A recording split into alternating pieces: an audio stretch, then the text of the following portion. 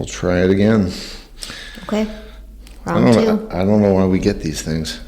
Constantly, just like at every 10-second mark or 20-second mark, it just conks out.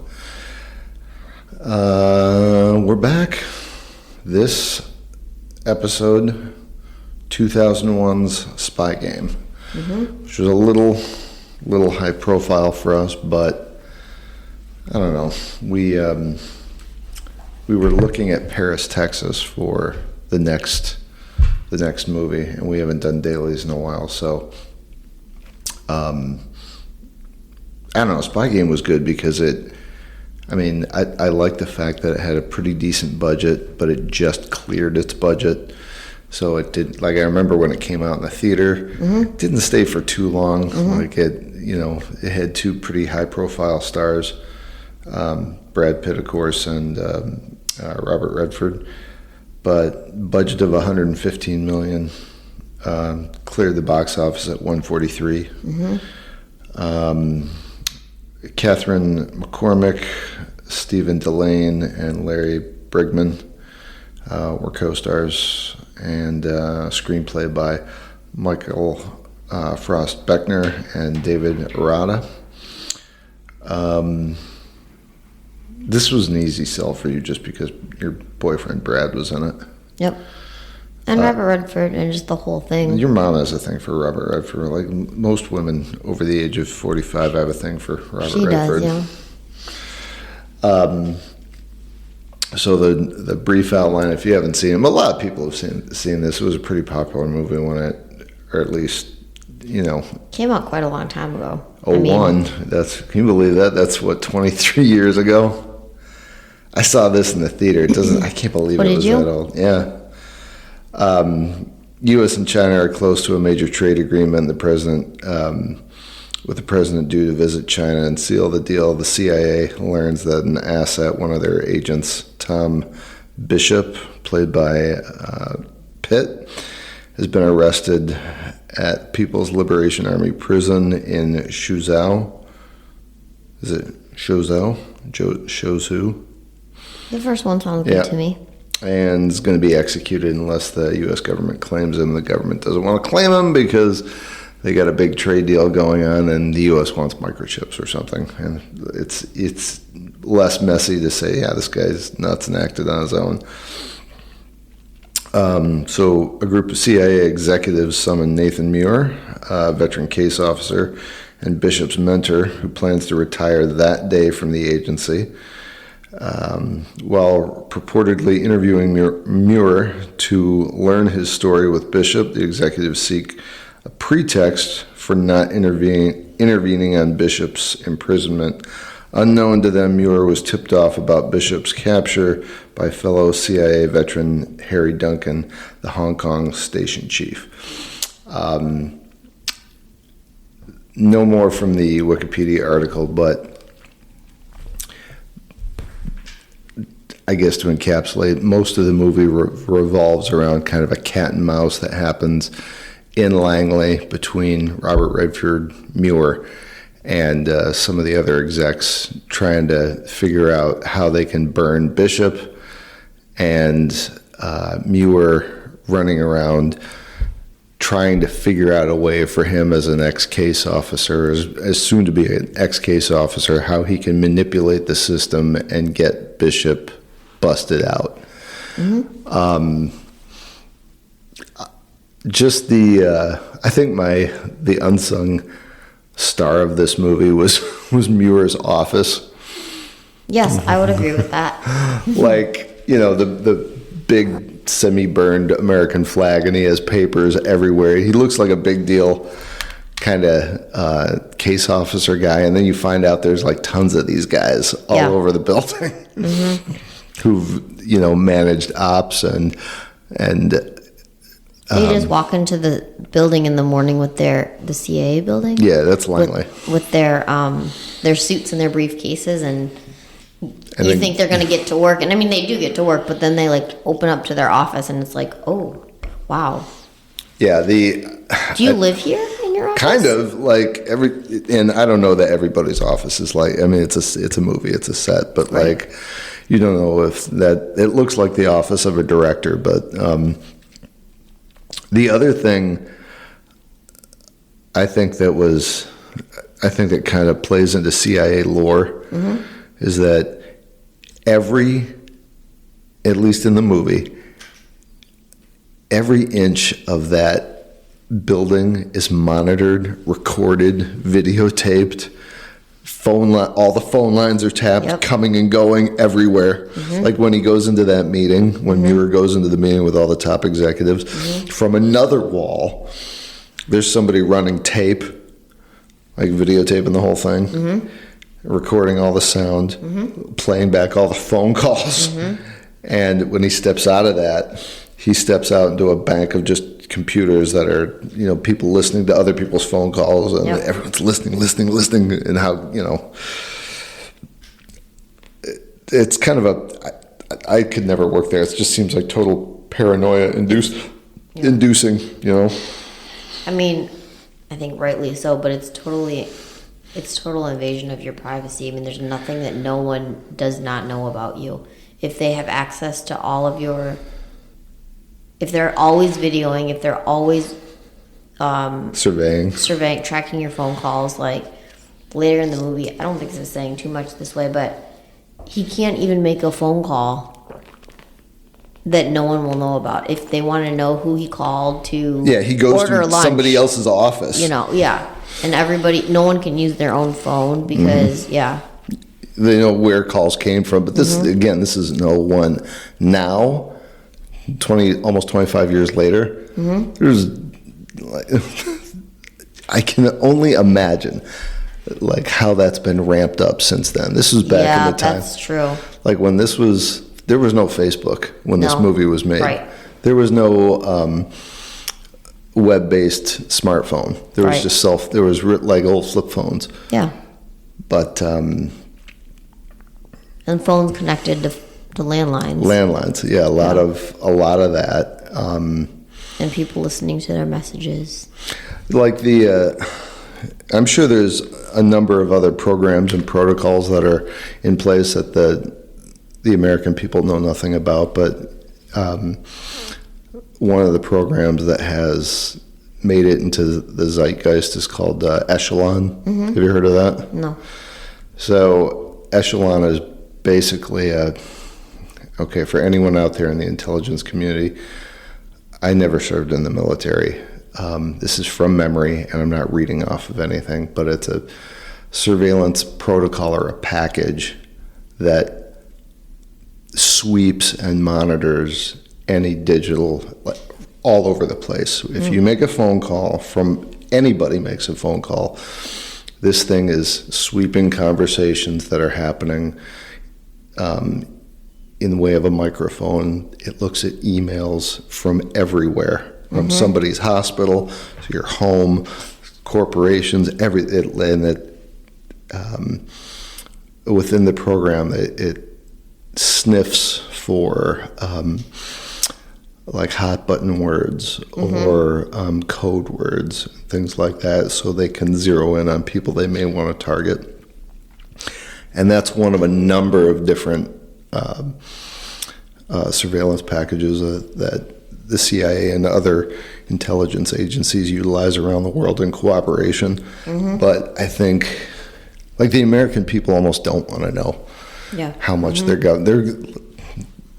everything that we're saying here is being listened to in some capacity, if not just by people for personal purposes, but for what are they talking about? What are they talking about that they shouldn't be talking about, if anything? But back to the movie, a lot of this was a playback of Bishop's and Muir's relationship. Like, Bishop started out as a Marine sniper and gets recruited into the agency by Robert Redford, and you see his tradecraft training, which was, again, I don't know anything about being a spy, but like you hear these things often enough throughout movies that you're like, yeah, to some degree that's got to be true. Like paying attention to where people are, looking at reflections in surfaces, picking up notes, like surveying information that you're not supposed to know about and manipulating people to do things so you have access to another room. Like when Muir leaves his cigarettes and then wants to go back and collect something. And the guy's like, you're not going in there by yourself. I'll go get it, stay here. Oh, okay. And I'll grab this piece of classified documentation while you're not looking. So if you're into espionage, quite frankly, if you're into espionage movies, I'd be stunned that you didn't see this movie. That's true. Yeah. I'm trying to think if there was. I liked I don't know who the CIA exec was that was kind of on his tail, on Muir's tail the whole time. Yeah. That the kind of Poindexter who had a problem with everything. It's almost like he was like an exec, but it didn't seem like he was ever a case officer. Yeah. Because Muir knew how to manipulate people and walk around things. And this guy did a little bit of digging towards the end to like figure out who he was making phone calls to. So that kind of cat and mouse part of it was interesting. But throughout the movie, they had timestamps because Bishop is supposed to be executed towards the end of the day or the following day. And you find out that he is in this prison because he went in to break out an old girlfriend from a previous op who was who was an asset, and then got through a series of what do you want to say, are you okay? You falling asleep there? Am I boring you? No, I'm falling asleep. No, you're not boring me. Through a series of events, she gets picked up by the Chinese government and sent to one of their prisons, and Bishop kind of orchestrates his own op outside of agency guidelines to rescue her, and it goes afoul, and that's how he gets locked up. I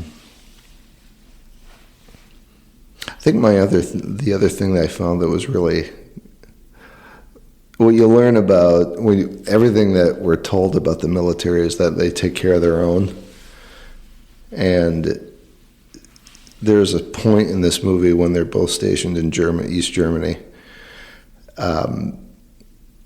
An op almost goes bad, and Muir says to Bishop, I'll tell you something else. If you nearly blow another op and you get caught behind enemy lines, I'm not coming after you. Which, I mean, as we're led to believe, that's not the way the U.S. government does business. If somebody, a comrade in arms gets caught, you go in and you get them back. But espionage is it's its own thing. Sometimes you have to be, I guess, disavowed. And towards the end of the movie, you really learn that Muir has like a real soft spot for Bishop. I mean, so much that he's like, he liquidates his own. This is what I wanted to mention, was that he liquidated his own investment account that he was going to use to retire and buy property in the Bahamas. And he uses it to pay for a black guy. He's worked his whole life. Saved all this money. He saves all this money, and he wants it liquidated immediately, which they even address in the movie. They're like, his broker they were in London, I guess, right? Yeah.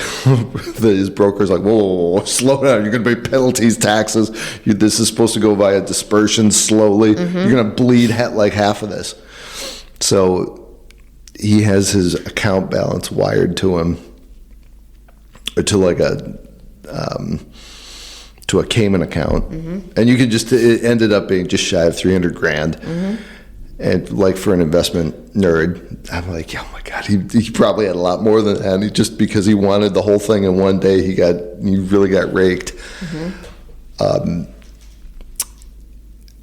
He gets it sent to the Caymans, and he worked his whole life to save up this nest egg, and he decides, I don't want to give away the end of the movie.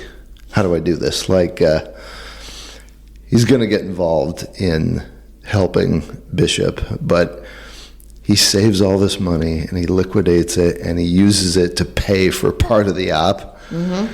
And like what he pays for is like, just the lights thing. Mm-hmm. Just that. You imagine like working your whole life, like, all right, I'm going to pay to have the lights turned out. And all in one fell swoop, you're losing all that money. And like he's retired, but that's the funny thing about a movie is like the suspension of disbelief that like true. After he drives away, after he's out of the agency, he's unemployed and broke. Mm-hmm. Well, he has that pretty sweet car. Well, yeah, they gave Robert Redford an old Porsche 911. I think that's what it was. But I didn't mean to overtalk. Like, I like espionage movies, even the ones that aren't James Bond. I liked this movie. Yeah, I thought it was fun. Yeah, it was really good. I was gonna say earlier. You were surprised that you'd never heard of it before, right? I had never heard of it before. No, I was surprised, but. I mean, I think when it came out, that was a busy time in my life. I was graduating from high school and going to college, that was a lot going on.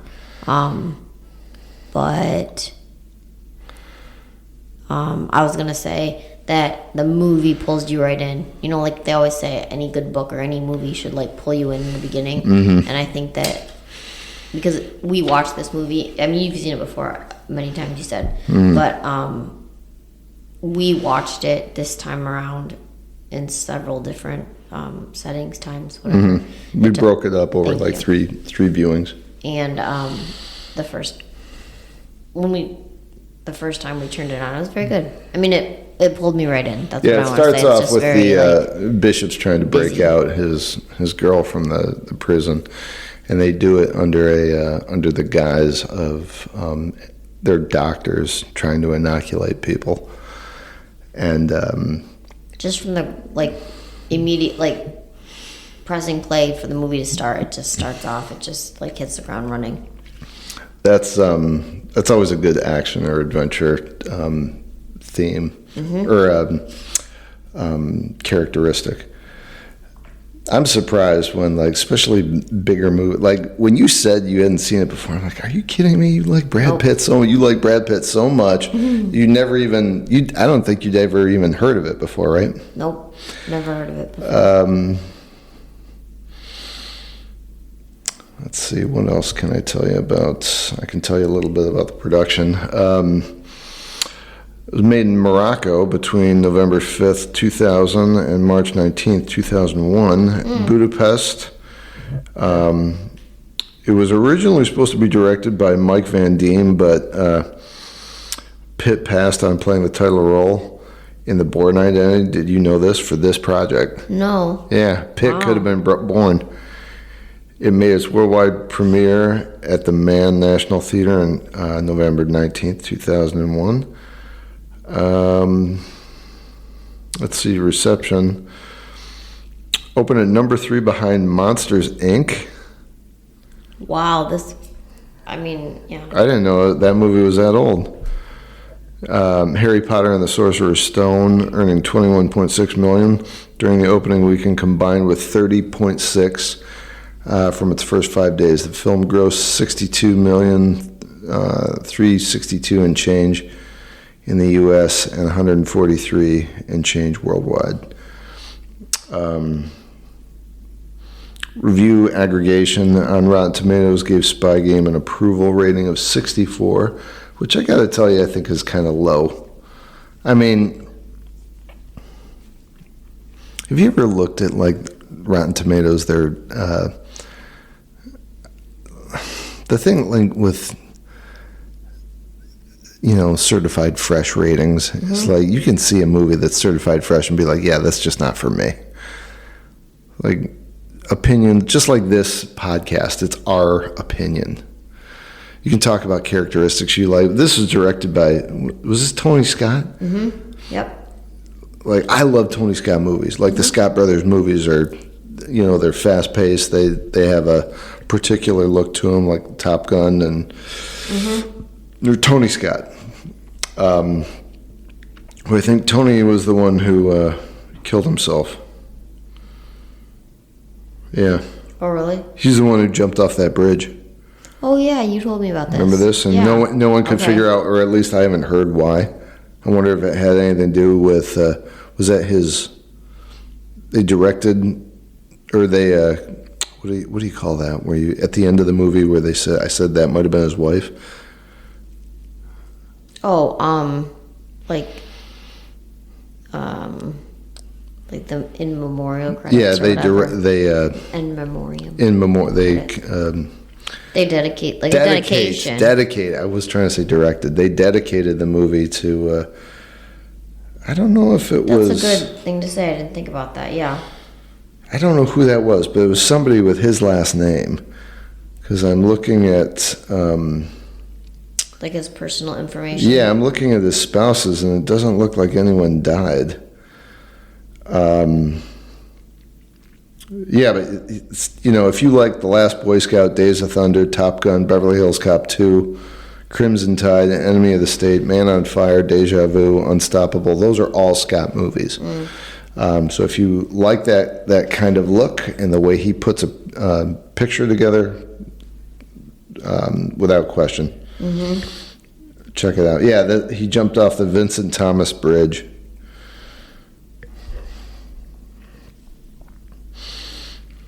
At 12:30 p.m. on August 19th, 2012.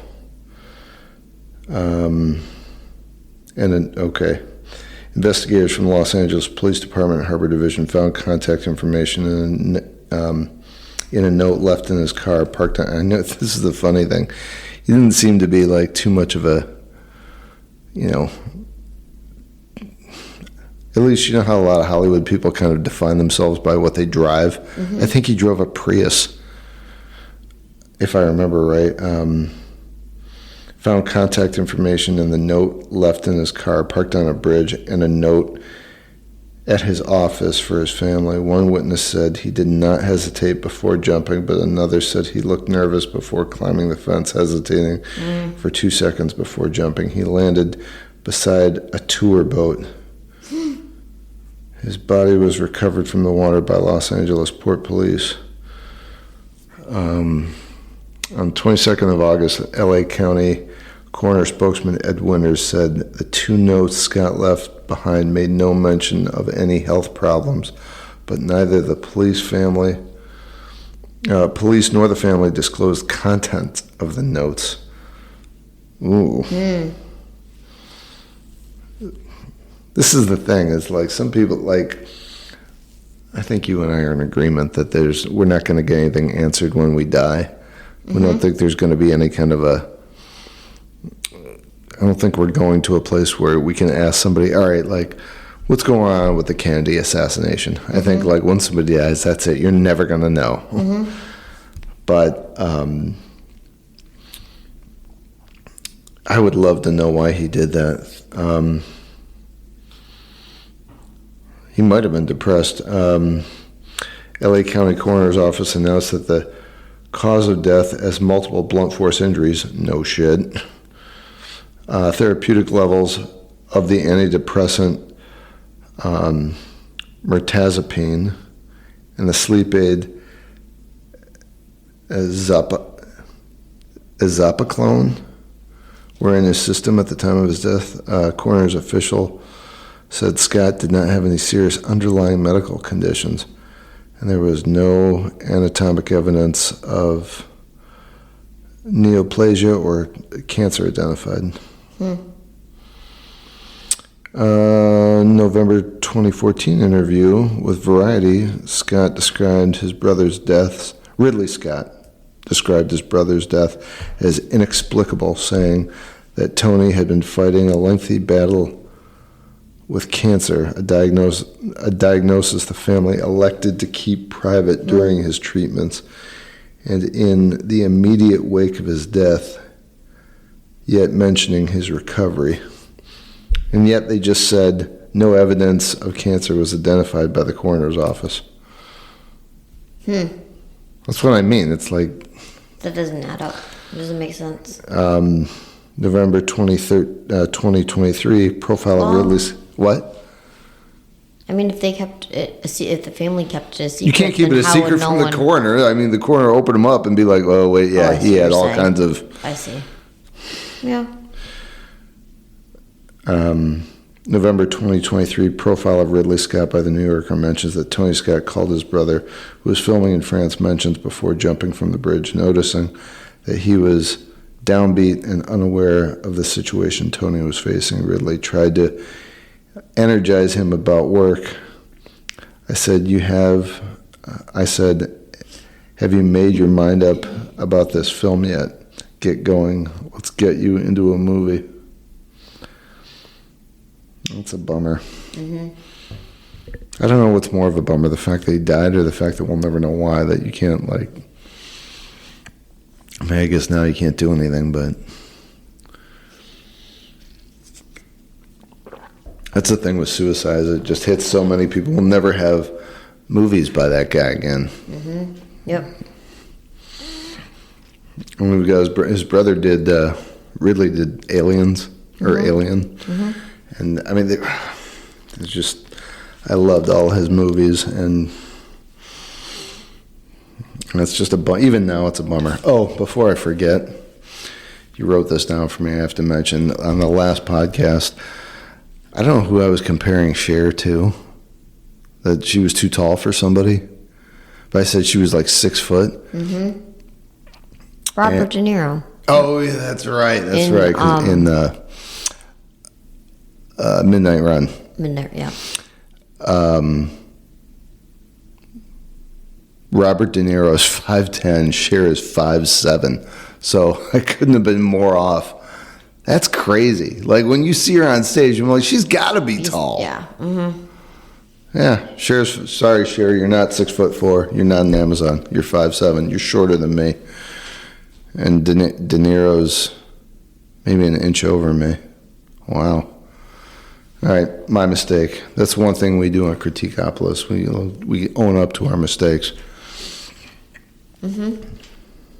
You haven't had many mistakes, though. You don't know. We might. Well, yeah. Might have said all kinds of stuff wrong. Maybe. Any commentary on what you got out of this? I do a lot of talking. On a spy game? Yeah. I would just recommend it. I really enjoyed it. Like I said, it pulled me in right away. And if you need something like high energy and fast paced, they'll keep you on the edge of your seat. There wasn't ever like a dull moment in this movie. Were you able to keep up with it? But like when I asked you a couple times, I'm like, are you following why they're doing this? I think in the beginning of the movie, like the first half of the movie, maybe the first third of the movie, I kept up pretty well. Mm-hmm. And towards the end, I honestly sort of got confused. But I had a feeling that I knew what was going on. I just had to watch it play out and see if I was correct, if I was understanding it. Mm-hmm. And I think I did. But that being said, there was a lot going on, like a lot of different circles that everybody was running in, mm-hmm. and everything was connected, but I couldn't necessarily figure out how they were connected or what was happening with Brad Pitt's character versus what was happening with Robert Redford's character. And this mm-hmm. was at the end. In the beginning and through most of the movie, I understood. But I think what tripped me up is when... Well, I don't want to say that because that gives things away. You can give, like... There was a point in the second... I think it's a long movie. There was a point in the second part of the movie where Robert Redford's character is writing a letter. And I didn't quite understand why he was at the office all night, and then one of the things he was doing was writing a letter, and he No, he was forging a signature. Well, that's true, but I didn't understand that. Is that the part you're talking about? Oh, yeah. Like when he put the stamp of approval on. So, I mean, I understand it now. Yeah. But when I was watching it, I was like, I don't understand how this is. Because I'm confused by this. Like the CIA has to, if they're going to order an operation, they work in conjunction with the military. Mm-hmm. So they gather all this data on anything, and they develop a case, and they're going to execute an operation. Mm-hmm. They send their tasking orders to the I'm sure the president gets involved, or maybe not the president, but if they need something, I want to make sure I say this right because I've never been in the intelligence community or in the military, but if they're going to execute an op, they work in conjunction with the military. So they can't just send resources out willy-nilly. That has to go through channels. An op is named, and then, it's classified, and then it's been given authorization to be executed. Mm-hmm. That is then sent off to the Navy or the Army mm-hmm. or the Marines and say, hey, you're going here, you're looking for this guy, you're gonna bomb this, mm-hmm. you're gonna snatch this piece of intel, whatever. Mm-hmm. But they can't just pick up the phone and call like Commander Wiley, mm-hmm. the guy who had the battle group at the mm-hmm. very end with mm-hmm. the Marines. They have to have an operation that goes through they have to send it through telex, and it has to be authorized. I see. And the protocol for putting that authorization, he knows what that looks like, yeah, but right. That has to go through peers to bring everything together, but he knows what everybody does to bring that shit together, yeah. So he can just doctor something up that makes it look real. He just skipped the middle steps. Yeah. To communicating with all those remember people. He went into the map room, yeah. And that guy was like, hey, don't look at that. You're not mm-hmm. supposed to see that. Mm-hmm. Something has to come from that guy's department, like all the thermal imaging has to come from that. But instead, Robert Redford's character rounded all that stuff up himself and put it together. Mm-hmm. Yeah. Because he's a good agent. Mm-hmm. We decided, right before we recorded, we're going to give you a twofer on the recipe side today. Mm-hmm. Okay, so Louisa doesn't eat red meat for the most part, but oh my god! Apparently, I'm missing out, but I don't think that. I didn't even. I'm going to tell you folks, there's two recipes for a reason. One does not include honey. This one does not include honey. The second one will. I made a steak over the past week it's really hard to impress me with steak, but I'm just going to say it straight out. I killed it in a good way. This thing was awesome. The recipe was for a ribeye, but as many of you know, I'm a tightwad and cheap, and I'm not going to spend $25 for one steak at Meijer, and when I can use New York strip, it's just as good in my opinion, and less fat. I don't like a lot of fat.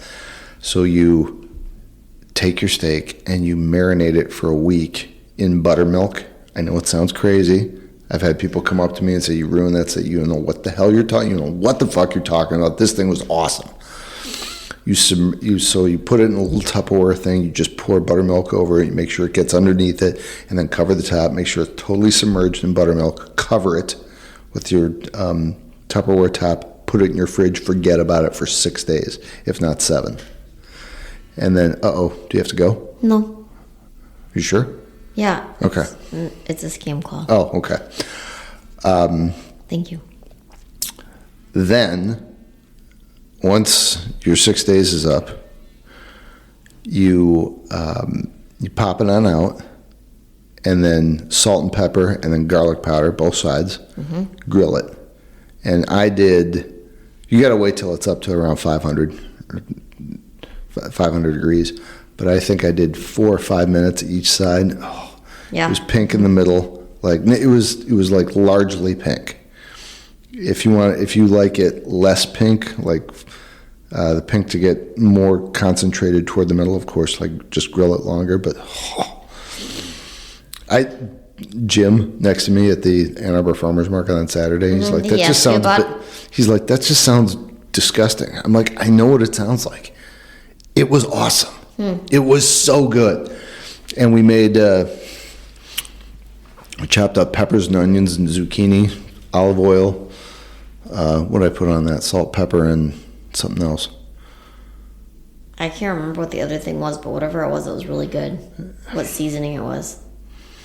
Garlic. Oh yeah, it was the same. Salt. It was the same seasoning. Mistake, yeah. Yeah, and then just throw I made shish kebabs and just had loose vegetables and just grilled those. Oh, it was good. God, I'm hungry again. All right, for the honey one, this is more of a breakfast thing, and you're going to be a little surprised by it. These are going to be healthier pancakes. So you take your pancake mix. I use Krusteaz just because it makes me think of The Simpsons, and The Simpsons are funny. Dump a bunch of cinnamon in there. I'm not going to tell you how much. Figure it out. Eyeball it. Add your water. Mix up your batter. And then you core an apple. Ooh, who was that? Meow. She's done working out. Well, okay. She probably needs a shower. Never stopped me before. You're welcome. You're welcome. Core an apple. And then turn it outside, slice it so you have like donut rings in of the apple. Dip it, like just cover each ring with the cinnamon batter, and then make it like you make a pancake. And then, actually, I left the honey part out. You could use my cinnamon. You could use my cinnamon honey, or hazelnut would have worked in that. Hazelnut or chocolate would have worked in that too, or just straight wildflower. Honey, yeah. Mix it in there. It'll give it a little bit crispier consistency. But mix that into the batter. Then soak the apples. Make sure it's coated all the way around. Can you make more noise on that? Sure, I will. Yeah. Make sure they're coated both sides, and then throw it on the griddle. And then flip it like a regular pancake. How'd I do? They were absolutely delicious. Yeah. They were so good. How many did I eat? We ate so many. I just want everyone to know that when she says I made something good, I'm not paying her. I'm not, I'm not prompting this. He's a good cook. I'm telling you, these were fantastic. I don't think I'm going to ever have a regular pancake ever again. I mean, we're definitely doing them the next morning that we have. Oh yeah, 100%. Like, you know what we could do? We could just cut up apples and put them in those rings, and then put them in Tupperware and put them in the fridge. So that would they brown? You could put lemon juice on them so that they wouldn't brown. But I think that cutting them up the moment you're going to use them is the best idea. Yeah, you're probably right. Because I eat an apple that other way, like for most of the week at lunchtime, and I just don't think it loses whatever it is over time. It tastes best fresh. But you got to core it. You have to core it. So if you don't have an apple core, you can. What did I use? A peeler. A vegetable peeler. Yeah, if you have like a regular. Very simple vegetable peeler. Yeah, the one with the rounded edge, not one that has the edge covered. You have to. But you have to core it and then slice it. That's the only way you really get the rings. It seems so easy. Yeah, at first I was like, how am I going to do this? I don't want to use a knife. And then I'm like, I mean, besides the coring the apple because of the lack of my strength, I think I could do the rest. Yeah, it was... They were so good. And what do we use? We'll give a shout out to that elderberry syrup. Oh, yeah. From Embark. Embark, Delicious. if you're out there. I know not a ton of people listen, but... Yeah, we like butter and syrup on our pancakes. So. Embark, there's a company called Embark. I found them in Applefest. They make a elderberry maple syrup that's out of this world. Also, it's purple, so there's that. Yeah, and this one has, in case you haven't picked up yet, this one has a thing for purple. So yeah, those are the recipes for... Very delicious. Worth the time. I don't even think it really took that long. Well, I was just saying for both of them. Like well, buttermilk yeah, steak. even though you that was didn't a whole have... week. Oh, it was so good. It was so good. I wasn't going to eat it, but it was sitting in your fridge and then my fridge for a while. Right? I just... Not that I wish you like steak, because it'd be hard to get me to share that. Well, you did offer me a piece, but I decided not to because it was so pink in the middle, and that just doesn't... I can't do that. And well, that's the thing, is like, we gave friends of ours... I don't know, did we talk about the tomahawk on here? That we gave our friends? I can't remember, honestly. So, for anybody who's a steak enthusiast out there, I have a friend who is from Japan and never had... I don't think has had... like a lot of U.S. barbecue or steak, and this is bad on me because I've never cooked one, but I've heard people just rave about them. And apparently, to do a tomahawk correctly, you smoke it first for several hours, and then some people marinate it and then grill it. It's a big process. And I just gave him a big ass tomahawk, and I think he just threw it on the grill. Yeah. And I don't even think like you would have enjoyed that, because like what they sent us pictures of, he's like, hey, it turned out great. I'm like, no, it didn't. It's cooked all the way through, dum-dum. And you cooked it all the way through on the grill. You didn't like look it up and process. I don't know what he said he did, but like it. Yeah, I shouldn't say that because we weren't there. That wasn't very nice, but we don't know what he did to it. So this was my suggestion, is that we go out to see Ryan and Kayla with them, and we get tomahawks and. And they cook steaks. Yeah. Because I think he just kind of shortchanged himself, because she can now. I guess she had an issue a while back with what she was telling us. So she has an issue with things that she eats sometimes. There was she had that bacterial thing, and now she's fine. So that's what I suggested. I talked to Ryan about it. He's like, yeah, bring everybody out, and we'll. So if you're up for another trip out there, did you have Yeah, we went out to Kalamazoo last week? I think so. Yeah. Last weekend. And my buddy he's got quite the grill set up out there. So I think that would be that'd be a good weekend. We got to figure out time to do that. Yeah, that'll be fun.